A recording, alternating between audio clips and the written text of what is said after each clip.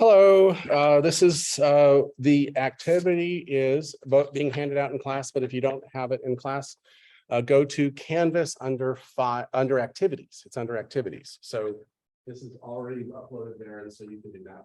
As well as I loaded the slides that I emailed you yesterday up to the slide section. And that's what we're going to do today with the review. And then I published the keys for like the NMR stuff, and I think I published all the keys of the chiral stuff, so you can just double check and stuff. That's all there. And we're going to start with the retrosynthetic extra slides today. Then I'm going to do the review, and then we're going to hand out the activity, which is the one you have to turn in. Okay. And I'll walk you through some of the ways. We're going to do some examples in class today, so you'll have an idea of how to do these. And I'm going to give you a strategy for attacking these problems. And I'll give you another strategy to help with other things. So let's go ahead and stop looking at my games. Okay, there we go. And we're going to do our retrosynthesis extra. All right. So this is kind of the review of our chapter 6, 7, and 8. So it's going to be part of our review now. I'm going to share my screen with everybody. Share. I'm going to move this out of the way. There we go. Okay. So the reason I say it's 6, 7, and 8 is because we learned the substitution reactions, SN2 reactions. We can make a lot of different things that way. And so this is also a review of all the reactions we've done through chapter 6, chapter 7, and chapter 8. Chapter 7, we learned how to make alkenes. And then chapter 8, we learned a lot of things we can do with alkenes and alkynes. And we learned how to make alkynes in chapter 7 as well. Okay, so to review chapter 6, all you need is a nucleophile, and you can make esters, alkynes, nitriles, thioethers, thiols, etc. Okay, so when you're looking at something that has a sp3 center on it, you might have done a substitution reaction on your retrosynthesis. So you might want to remember that we can do all those things. Okay. So the only thing we need is a primary or a secondary with a good nucleophile. And if we have it like being hydroxide or alkoxide, if it's cold, we can actually have it do substitution reactions. Remember, if we heat it up, it'll form elimination products. So we want to do those cold to get these substitution products. All right. So in chapter 7, and I put the page numbers where I have got all these things. At the end of chapter 7, they have the 3 basic types of reactions we're going to do. The first one is the dehydrohalogenation, and we can use base, and we can get a major product by changing our base. We can change the major product. In the dehydrohalogenation, we're always going to make an alkene. We're going to predominantly make the transalkene. Okay, but by having a nice small base and a secondary, we're going to have the internal alkene because we can get to that internal beta hydrogen with a little bit of the terminal. Remember, at the end it's called terminal, in the middle it's called internal. But once we have a big base, it's going to go for the less substituted hydrogen. And so also this is going to count for a review for our class. For the less the less hindered hydrogen, and we actually shift it so we get more of the terminal alkene. So base controls, the size of the base controls the alkene. Now, both of these are heated reactions, so we don't see the substitution. We don't make the ether here. If we did it cold, we could make the ether here. It's secondary, it's not great, but it'll work. Okay, so we'll see that we can shift this. Questions on that? So how do we attack this with retrosynthesis? Well, we say, okay, I want a terminal alkene. What reaction do I have at my disposal to give me a terminal alkene? And what would that starting material look like? I want a terminal alkene, so I want to use T-butoxide in T-butanol hot, because I want that terminal alkene as my major product. Notice it's not pure, it's the major product. And we have to start with a halogen in either the primary or the secondary position. Okay, so if we had the primary, if we had the hydrogen here, okay, we would have to use T-butoxide because this right here would do a substitution reaction, right? Can't use ethanol, it would do a substitution reaction because it's primary. It's a good nucleophile, it's a good base, but it's primary. So the primary substitution reaction is faster than the elimination. But if we had the primary halide here, we could form more of the terminal alkyne, the alkene. We'll make mostly terminal alkene. But if you have the secondary, you must use the big base to get to your terminal alkene. Questions on that? Okay, so let's look at the next reaction and figure out what our starting materials would be. So let's say we wanted to get a dehydration. That means we started with an alcohol. So if we have a dehydration, or if we say we made the alkene, and it's predominantly the more substituted alkene, we made the alkene and we wanted to start with a secondary or tertiary alcohol to make it work faster. And a secondary alcohol is going to make the more substituted alkene, and a tertiary alcohol will make probably a very substituted alkene. Okay, but we didn't use base here, we used acid here. What if I said, and the cool thing about the dehydration here is we don't have a competing substitution reaction. Okay. Now, the other thing we have here is hydrogenation of alkynes. We did hydrogenation of alkenes. That's simple. It's just palladium on carbon with hydrogen. And we have syn addition, right? Well, we can do that too, and it'll take our alkynes down to alkanes if we want.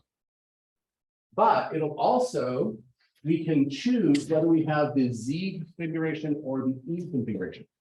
We must use the sodium or lithium, two equivalents of either, to get to the E or trans alkene. To get to the cis, we can use palladium on hydrogen, but it has to be poisoned, Lindlar's catalyst, or sodium, nickel boride. So this, or remember, we can do Lindlar's catalyst here. Okay, so what are we looking for in reverse synthesis here? The product is a Z product. So backing up, you have to have an alkyne. And not only do you have to have an alkyne, you have to either do a Lindlar's catalyst or the nickel boride. Okay. So now that means you have an alkyne. Well, how did you make your alkyne? Well, we have two ways to make alkynes, right? We can use geminal dihalides or vicinal dihalides. So we need to figure out how to make a geminal dihalide or a vicinal dihalide. We actually have one reaction that lets us make vicinal dihalides, which is you add two equivalents HBr across it. Wait, no, that makes geminal dihalides because the two hydrogens are on the same side. How are we going to make a vicinal dihalide? Backing up again. We're going to reduce our alkyne down to an alkene, and then we're going to add bromine across it. That's how we get to vicinal dihalides. Two equivalents of HBr across an alkyne gives us geminal dihalides. Okay, so let's look at the next page in the book here. This is a nice little page. This is page 336. Okay, this is every reaction and interrelations. This is a good way to study for retrosynthesis here. So we know that if we have an internal alkyne, we can make that internal alkyne by actually doing a substitution reaction on a primary halide using the acetylide ion. And we have the other side already have a functional group here. The other way to make that is to have it be a geminal or a vicinal dihalide and two equivalents of sodium amide. It's the only base strong enough, or occasionally lots of T-butoxide. Now that we have that, we say, oh, E-alkenes, well, that means I have to back up to here. And if I have an internal, I have to back up to here. This is how to use the chart for figuring out retrosynthesis, okay? This is how to use the chart for retrosynthesis. All right, so that's on page 336. Okay. So we reviewed all the reactions in chapter 6. The only thing that changes is the nucleophile. You want a primary or secondary alkyl halide and a nucleophile. And if your thing's basic, you want to do it cold. Chapter 7, it's all about making the alkene. We have two ways to do that: dehydrohalogenation with a base and a secondary or tertiary alkyl halide, or you can do dehydration. It works on primary, but it takes a lot of heat. But secondary and tertiaries work much better, and that's an acid catalyzed reaction, okay? And we saw how that we would back up to an alcohol from there. How would we make an alcohol from an alkyl halide? Attack with hydroxide cold, and you'll get to your alkyl halide, you'll get to your alcohol, and then hit that with acid and trace acid, and it'll turn it into your alkene. It'll dehydrate your alkene.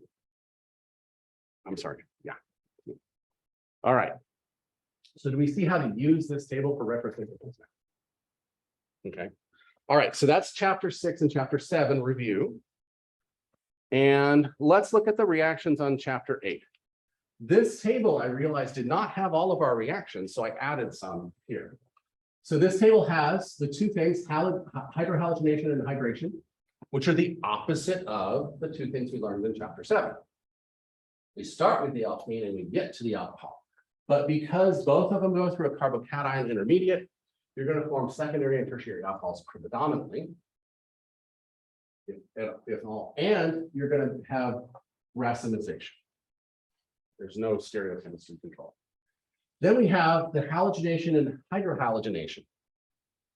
Halohydrin reaction. The halohydrin reaction puts an alcohol and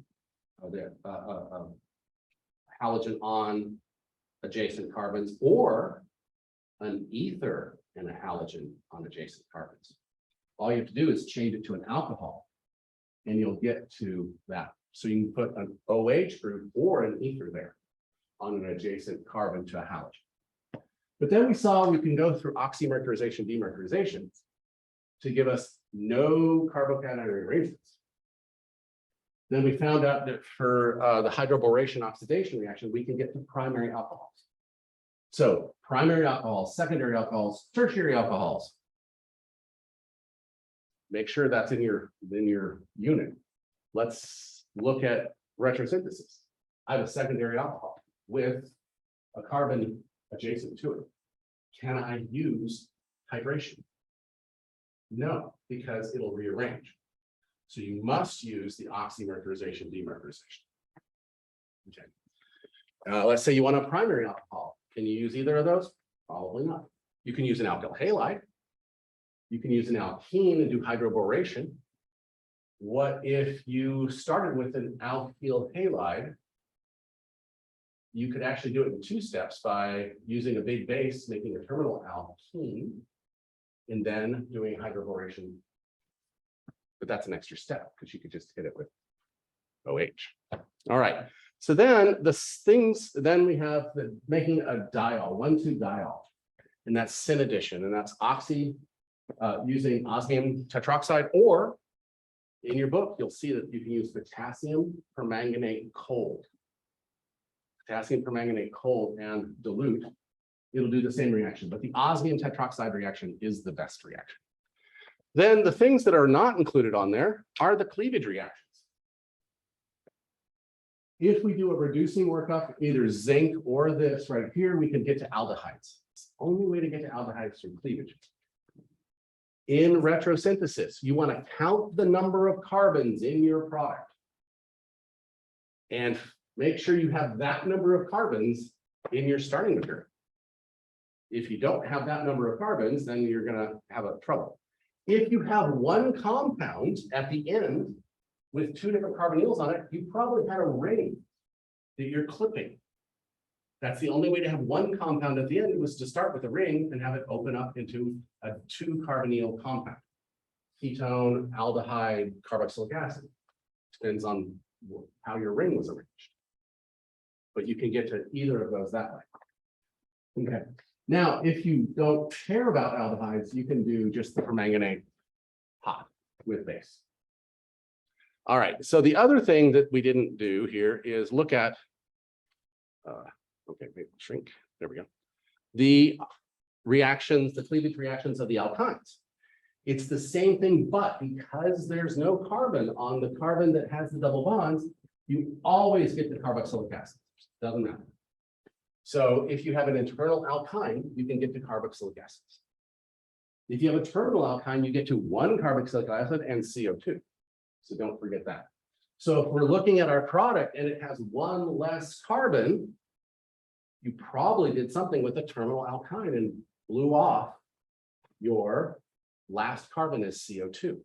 So always count the carbons at the beginning and the end of a retrosynthesis compound. All right, problem. Okay, so this is the relationship, the diagram that's in the back of chapter 8. Okay, again, we're not doing the carbines. I know Dr. Hudnall loves carbines because that's his research, but I'm not going to keep that. But we have the oxidation reaction. So if we have 2 aldehydes, we know we have to do ozonolysis with reducing environment, which means we had to start with an alkene. Okay, did it have to be a Z alkene? No, it could have been an E alkene too. But we're getting to this Z alkene from Lindlar's catalyst in addition.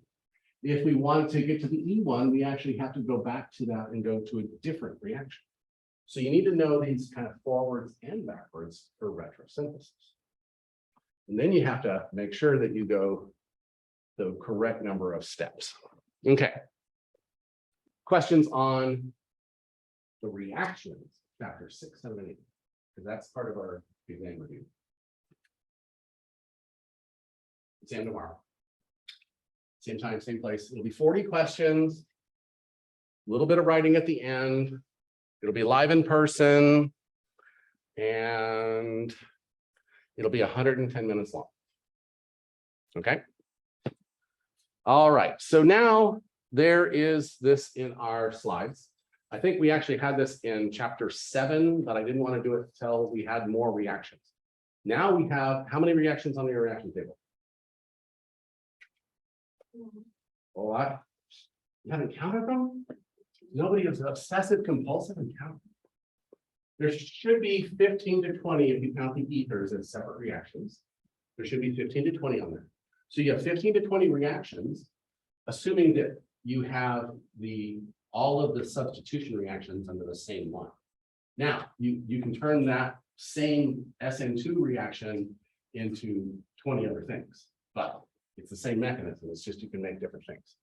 So now we have to think of those reactions as our toolbox. Okay. And we can only use those reactions in our retrosynthesis today, but we're going to do another retrosynthesis activity after we do chapter 11. Because chapter 10, we're going to learn how to make alkyl halides from alkanes. And so we can actually start with alkanes and go all the way to, alkynes. And so we can do everything. We can do it all. Then we're also going to do ethers, epoxies, and alcohols. And so we're going to have a lot more reactions at our disposal. In fact, we're going to add about 12 reactions between chapters 10 and 11. Okay. All right. So the first thing we have to do is we have to compare the starting materials of the product. How many carbons are there? Did you lose a carbon? Did you gain a carbon? If you gained a carbon, you had to do a substitution reaction with a nitrile or acetylene. Okay. So counting the carbons to start with is important. Okay. So we have to see where all of the carbon-carbon bonds are and see if you have more of those bonds or not.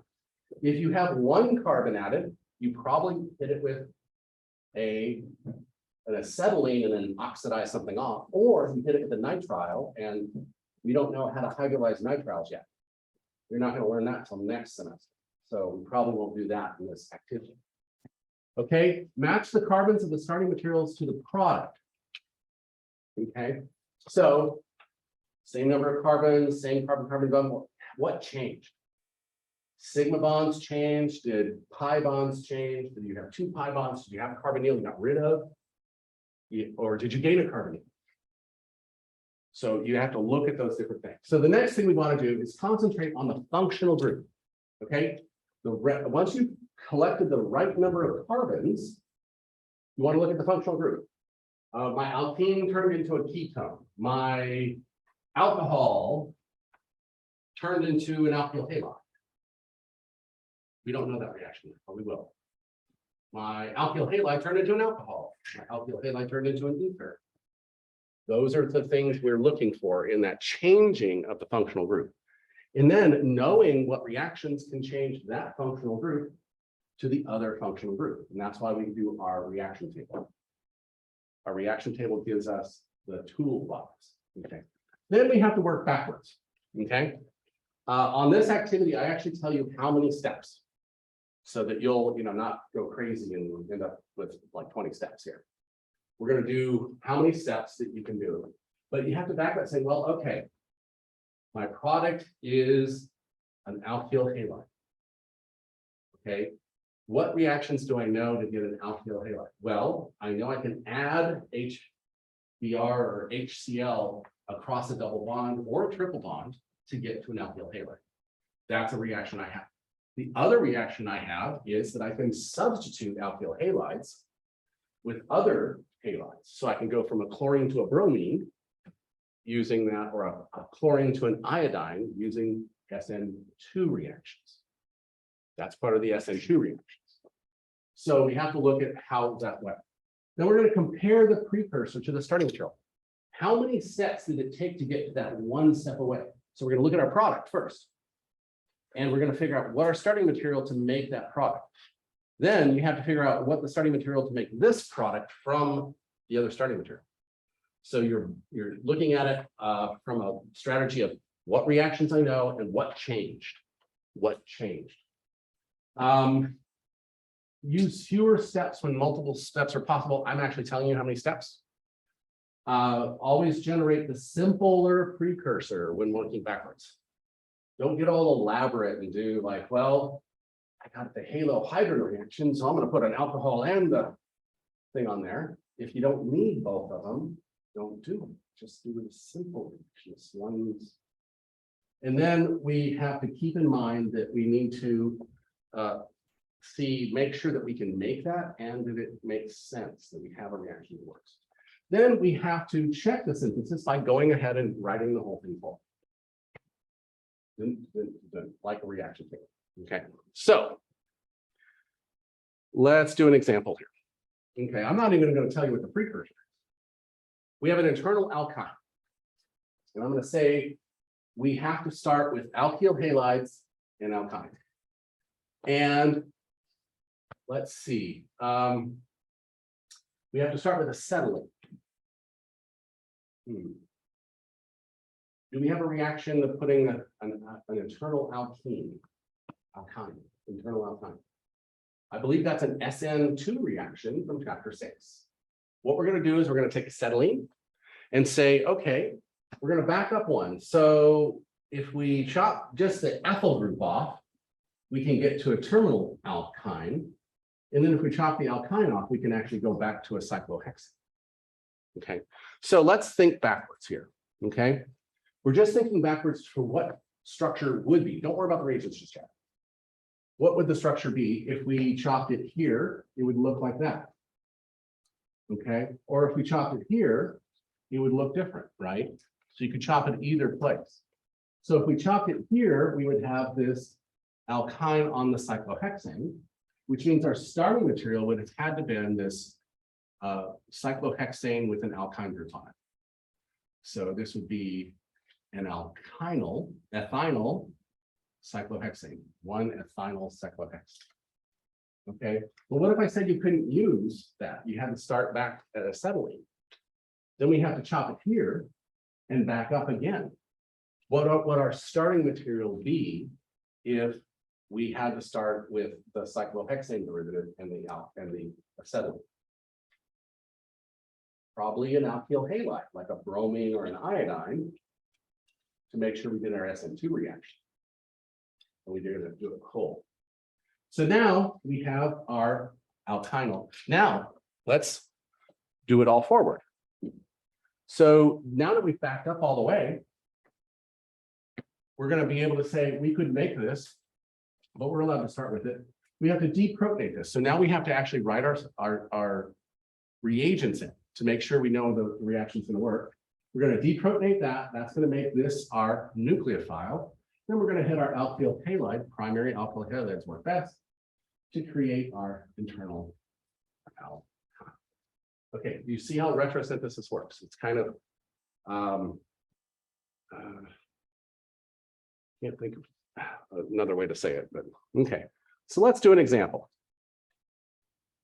Let's do this one down here. Let's see if I can blow that. All right. So, starting from cyclohexanol, I want the 1,2-dibromohexane as my product. I don't care about stereochemistry. Okay. So backing up from the cyclohexane, what could we use? Well, we could use an alkyne and add 2 equivalents of hydrogen bromide across it. That would be a long way to go, and it'd be really strained grain to put an alkyne here. Probably couldn't make it. So what else can we use? An alkene, right? So we could use cyclohexene and add bromine across it. Okay, so our first backup step is going to be saying, okay, let's work backwards and say that this can be made with the cyclohexene. Okay, how can I make a cyclohexene from a cyclohexanol? We have a couple reactions, right? We can acid catalyze dehydration, right? We can use a base and heat. So we could back up from here to get to the alcohol one way too. So now we have 2 steps. Now let's try it forward. Okay, so if we were to do the forward reaction here, we could get that to that reaction. And if we have this cyclohexene, we could get to the dibromo compound. So we have been able to successfully do that. So working backwards, we know that we can do the bromine to add to the cyclohexene. And working forwards, we know we can make the cyclohexanol and the cyclohexene. So that means our total 2-step synthesis is now dehydration of the alcohol to give the hexene, and then dibromination to give the bromo. What if I said you had to start with monobromo cyclohexane? You just use a different reagent to make the cyclohexene, right? You'd use a base to dehydrate it instead of using an acid to, a base to dehydrohalogenate instead of an acid. So you could actually do a monobromo to a dibromo. Okay, questions on that? Okay, so we're going to do a couple more of these right here. But before we do that, I want to demonstrate something for you on how to study these reactions for this next exam, the next exam, and the final. Okay, this really helps a lot of people because it helps when you're doing retrosynthesis. We've all learned the forward reactions, right? We've all learned the forward reactions, right? So we know that we can say, oh, you know, sodium hydroxide and acetone, that means it's going to probably do a substitution reaction because it's not going to form a carbocation. So we'll probably either do an alkene or a substitution reaction. So it'll probably be a substitution reaction because why do you say I'm looking for a substitution reaction here? There's only one product. If we were doing a dehydrohalogenation, we have a major product and a minor product. So a major product and a minor product for the dehydrohalogenation. Okay, so the major product is going to be one, and the minor product will be the other. So let's talk about the first one. What's the product? 2, 3, 4, 5, 6. 1, 2, 3, 4, 6. So we're talking a 2-bromohexane. We're going to do a substitution reaction, SN2 reaction. So SN2, since we only have one product, what are we going to get? 1, 2, 3, 4, 5. 1, 2, 3, 4, 5, 6. OH. So we're going to get 2 hexanol. Okay. But if we did that same reagent with t-butoxide, our major product would be 1, 2, 3, 4. 1 hexene. Our minor product would be 1, 2, 3, 4, 5, 6. 2 hexene. Why?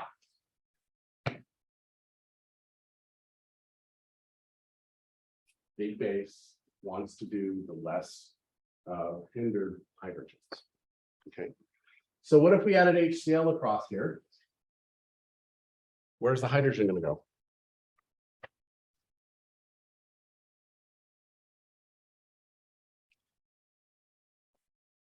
It's going to go on the less substituted side because it's a Markovnikov reaction, giving us our tertiary chloride. What if we did water with trace acid? Again, we're going to get to the OH with the hydrogen adding to the Markovnikov side. So cool, we're getting to a tertiary alcohol or a tertiary halide. But what if I change the reagent? We're going to get to the secondary alcohol. OH, and it doesn't rearrange because we don't have A. So we know these reactions forward, but another way to look at these reactions is look at the functional group change and figure out what the reagent is. Okay, so now that you know them forward, now you need to start doing this because it helps with retrosynthesis. So in this case here, we have a terminal alkene and we have a tertiary alcohol. So what happened? It rearranged. It did a carbocation rearrangement. So we have to do the reaction that has a carbocation in its mechanism. And so that's just water and trace acid. And we'll probably use H2SO4. Why wouldn't we use HCl? Then it can hydrohalogen. And so we're going to get a chlorinated product. Okay. All right. So, gosh, now we have this is a tertiary alcohol. Now we have a primary alcohol. What reagent do we have to use? The boron for the hydroboration oxidation, and then peroxide. Peroxide is part 1 is the borane, part 2 is the peroxide. You have to know both reagents. And of course, the secondary is going to be oxymercurization, demercurization. And the reagent for that is ACO2. And then we have to have oxidation at the end with base. Actually, no, it's not. It's base and sodium hydrogen sulfate. Sodium hydrogen sulfate reduces off the mercury to give us a hydrogen. So you need to know both reagents. Ooh, that's a fun one. How do we do that?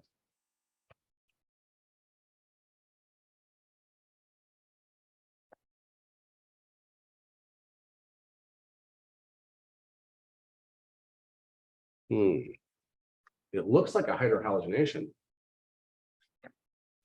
but the OH is in the wrong place. What happened? Probably had to rearrange here. If we just did the direct hydrohalogenation, the bromine would be here and the OH would be here. We had to form a carbocation. Do we have a reagent that does this? Not one step. We have to move the alkene to here first before that product will form. So there is no reagent that does this in one step. So you need to know this. So no reagent is the correct answer here.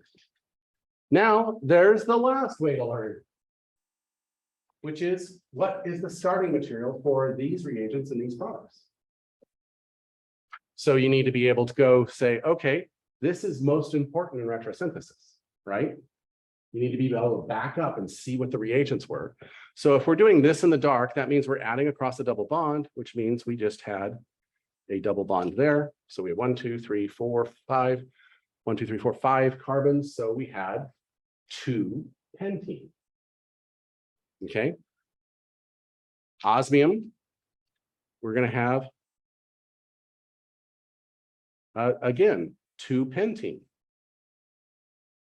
right here, because we're going to add across that double bond. What if the other OH was way over here?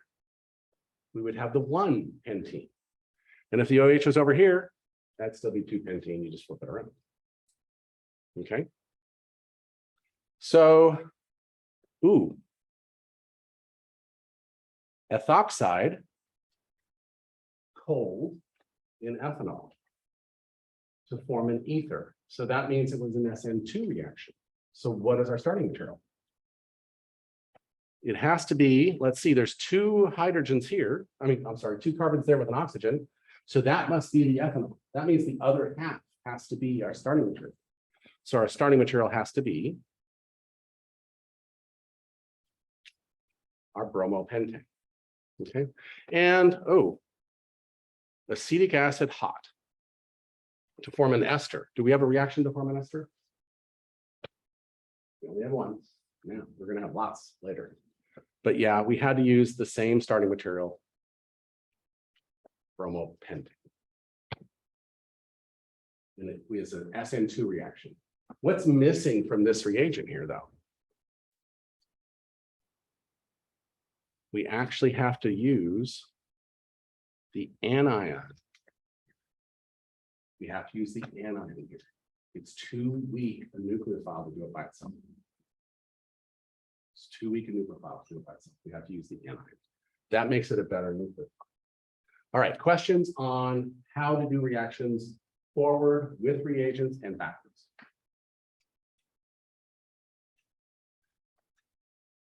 Okay, so that is basically the review for this. Let me pull up my slides from, okay, stop sharing, from the Canvas site. And show you all the topics for review. This is again on Canvas site. It's under Files.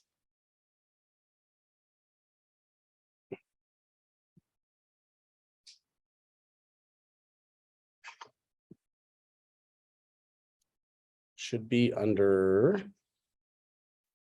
Exam 2 Review, which is under Resources. Chapters 5 through 7.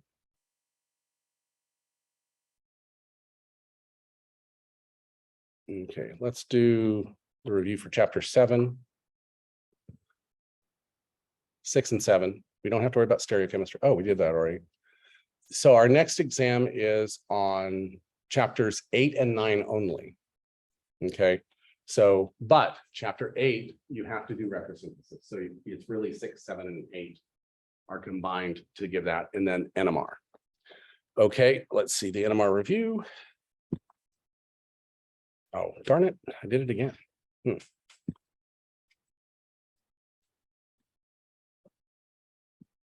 Let me find it and I'll share my screen again.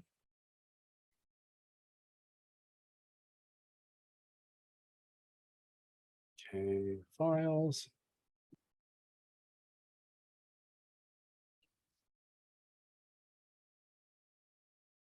Resources.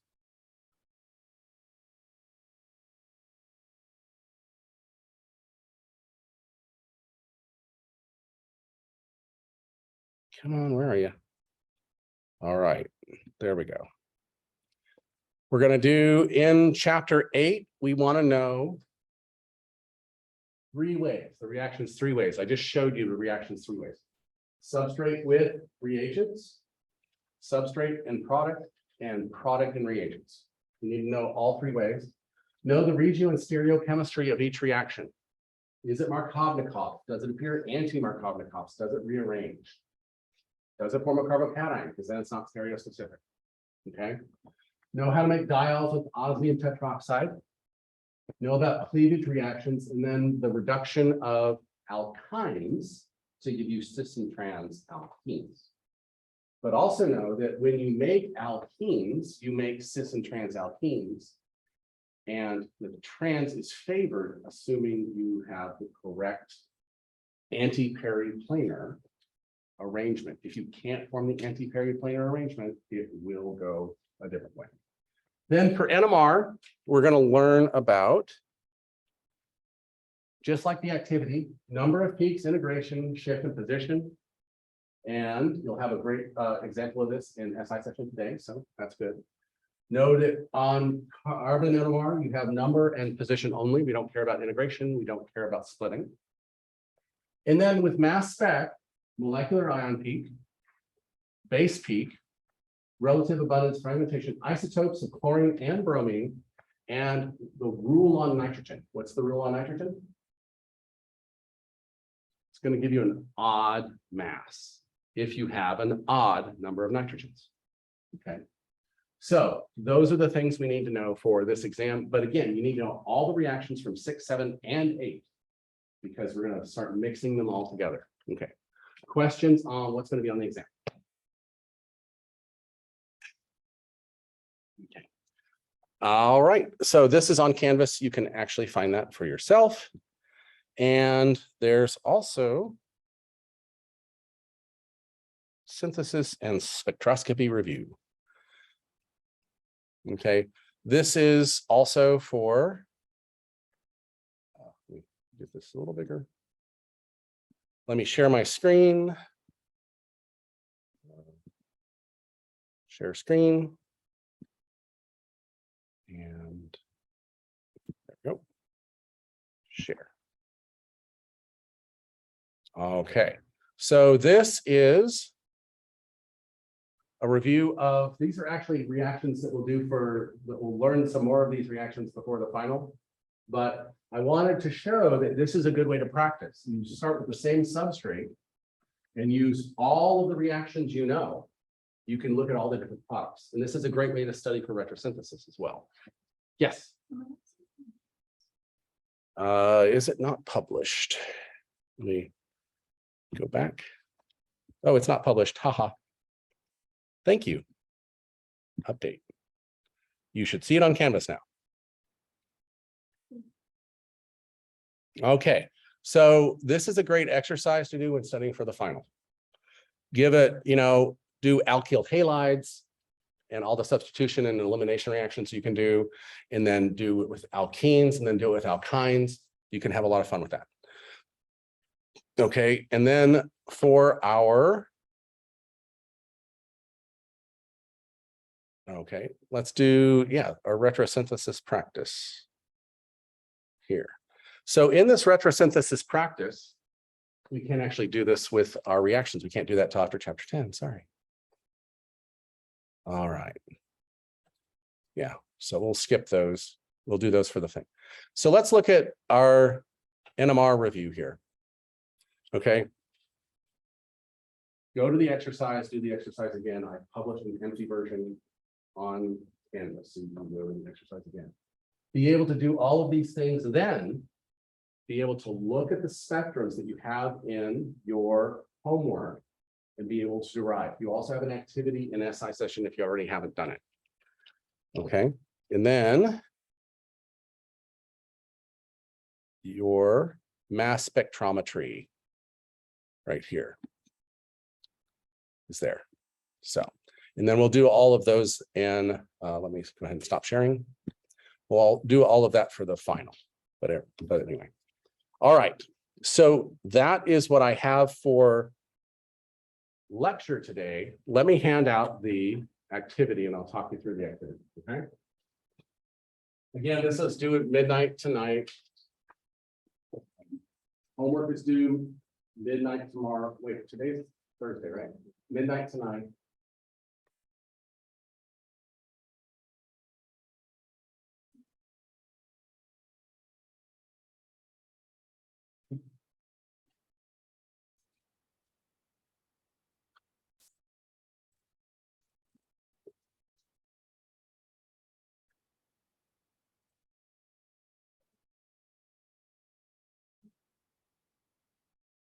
And again, if you mess them up, go ahead and download some more. Put it on there. So what I want to do is I'm going to go ahead and share that file. Should be here. Nope. File. Recent retrosynthetic activity. Share screen. All right, I'm going to share the screen again. Share screen.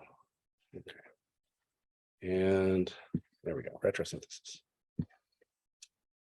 Okay, so the key that you're going to do here is I'm giving you the number of steps. The first three only have 2 steps. The last one has 3. So you want to try to get it down to 3 steps. That makes it, or the correct number of steps. So we're going to use that same strategy. How many carbons do we have on the 2 sides? Okay, we have 5, 6, 7, 8, 5, 6, 7, 8. What functional group changed? Our alkene turned into an alkyne.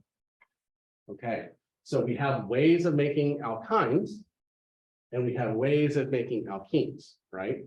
So we have to back up and say, how can we make an alkyne? Okay, and so we can make an alkyne 2 ways, right? We can do vicinal dihalides, or we can do geminal dihalides. And so you have to figure out which one of those is going to work for your synthesis.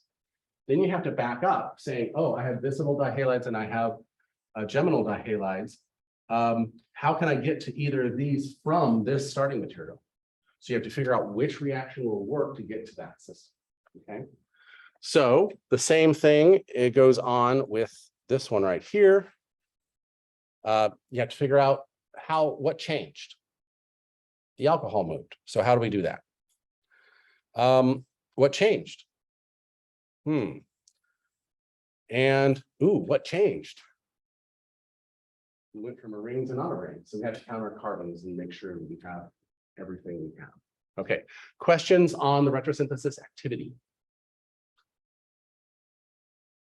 Okay. Questions on chapter 8 and 9? Questions about the exam? Okay. Well, that's all I have for you today. If you want to stay behind and ask questions, you may. And if you want to go off and start studying, you may as well. Or you can stay here and do the retrosynthesis. So, all right. All right. See you guys later. I will post this at as soon as I get back to my office. All right. And wait, let me hold it. Cancel. Stop recording.